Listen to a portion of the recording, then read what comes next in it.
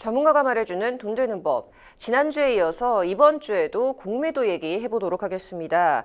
얼마 전 금융위원회가 이제 11월 6일부터 이제 6월 말까지 공매도를 전면 금지한다고 한 이후에 지난 15일 윤석열 대통령이 공매도 개선안이 마련되기까지 공매도를 전면 금지한다고 발표를 했는데요. 과연 공매도 금지 계속 필요한 것이고 개선안이 마련될 수 있을까요?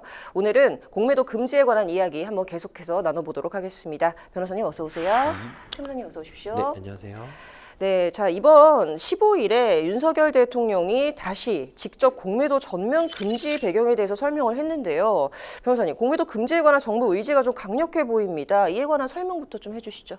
네, 말씀하신 것처럼 15일 윤석열 대통령은 공매도 전면 금지 배경에 대해서 다시 설명을 했는데요. 그만큼 이제 공매도 금지에 대하여 대통령이 많은 관심을 갖고 있다는 것입니다. 윤석열 대통령이 이제 설명을 하면서 배경으로 이제 꼽은 거는 우리나라 증권 시장이 높은 변동성을 고려해서 공매도를 금지했다. 그리고 우리 증권시장 경쟁력에 좀 긍정적인 영향을 줄 수 있는 조치다. 뭐 이렇게 이야기를 했습니다. 자, 그런데 시장에서는 또 공매도 또 긍정적 기능에 대한 얘기가 또 나오고 있거든요. 공매도 금지에 대해서 좀 우려를 표하는 것 같기는 한데 일단 공매도에 대한 세무사님 의견 어떤지 궁금합니다. 네, 저희가 이게 특정한 제도에 대해서 찬반을 얘기한다는 게 언제 좀 부담이 되긴 하지만 그래서 제가 오늘 개인적인 의견을 간단하게만 말씀드리겠습니다. 그래서 공매도에 순기능이 있는 것은 사실입니다.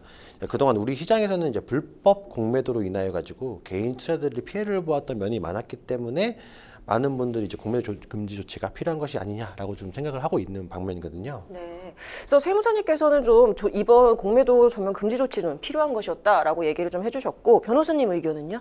네, 저도 뭐 명확하게 의견을 밝힌다면 이번 공매도 금지 조치의 경우에는 뭐 일부 공감하는 면은 있기는 하나 약간 이제 조금 시장이 뭐 좀 시그널을 좀 이렇게 주다가 좀 조치가 됐으면 좋지 않았을까라는 생각을 좀 합니다.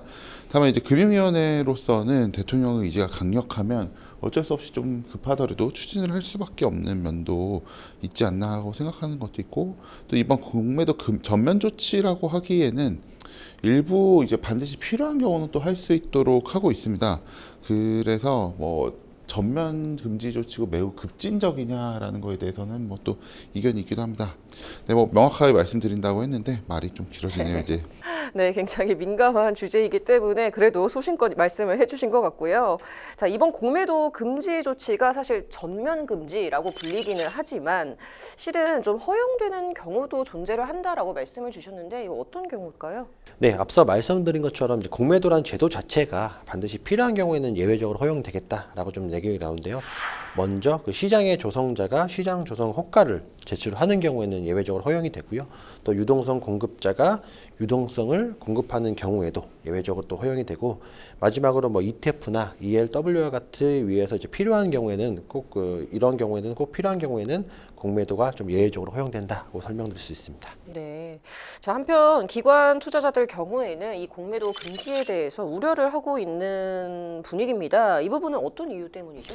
네, 공매도가 마치 이제 단지 특정한 종목의 가격 하락에 베팅하는 기술처럼 좀 묘사되는 경우가 좀 있기 때문에 좀 안타까운 심정이 좀 있거든요. 이제 공매도는 시장에서는 없어서는 안 될 투자 기법인 거는 맞습니다. 그래서 공매도를 통해 가지고 뭐 ETF나 ELW 같은 지수 상품 이외에도 다양한 투자 전략을 설립하는데 굉장히 활용되고 있는 방법이거든요. 그래서 기술적으로는 저희가 헤지 포지션이라고 표현을 좀 하기도 하는데 이러한 공매도가 완전히 금지된다고 한다면 투자 전략 자체를 아예 활용할 수 없는 좀 문제점이 생기거든요.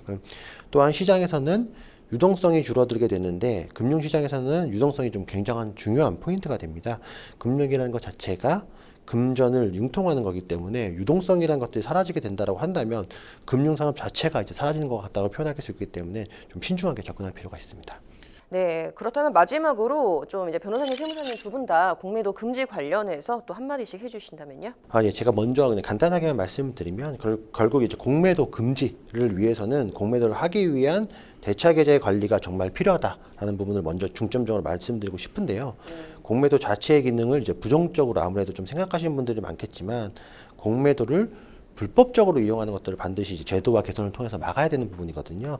이번에 정부가 강력하게 이런 부분을 좀 해결하겠다 한 것만큼 공매도 시장이 가지고 있는 문제점을 개선할 수 있는 방안이 나오지 않을까라고 좀 기대를 하고 있습니다. 네. 그리고 저는 이제 뭐 최근에 뭐 제가 알기로는 이 공매도 제도의 개선을 위해서 엄청난 인적 자원을 빨아들이고 있는 것 같습니다. 뭐 자본시장과에서도 야근이 엄청 많고 엄청나게 다들 고생을 하고 계신 걸로 알고 있는데, 근데 이왕 뭐 시작이 됐으니까 거기에 대해서 뭐 각자의 뭐 찬반 생각은 뭐 시장 주체마다 차이가 있더라도 좀 잘 정비가 됐으면 좋겠고, 다만 이제 이 공매도를 하기 위한 그 계좌에 대한 관리가 있어야 불법적인 공매도를 막을 수 있는데, 또 그게 있어요. 이렇게 그 계좌라는 것을 또 인프라로 만들다 보면 그 인프라 기능이 좀 지원하는 범위 내에서 거래 패턴이 좀 제한되는 면이 있습니다. 그래서 언제나 이런 금융시장의 인프라를 만들 때는 약간은 좀 다양한 것들을 좀 수용할 수 있게 좀 시스템이 구비가 되면 좋겠다. 뭐 이런 생각을 합니다. 이왕 시작한 거 뭐 보이지 않는 적이든 존재하지 않는 적이든 어쨌든 전쟁은 승리해야 됩니다. 그렇기 때문에 좋은 인프라 갖춰지면 좋겠습니다. 네, 두 분 말씀 여기까지 듣겠고요. 국내 증권 시장의 뜨거운 감자 공매도 얘기 2주에 걸쳐서 해봤는데요. 좀 부정적 인식을 없애는 좋은 개선안이 하루빨리 마련됐으면 좋겠습니다. 다음 주에도 유익한 콘텐츠로 찾아뵙도록 하겠습니다. 감사합니다.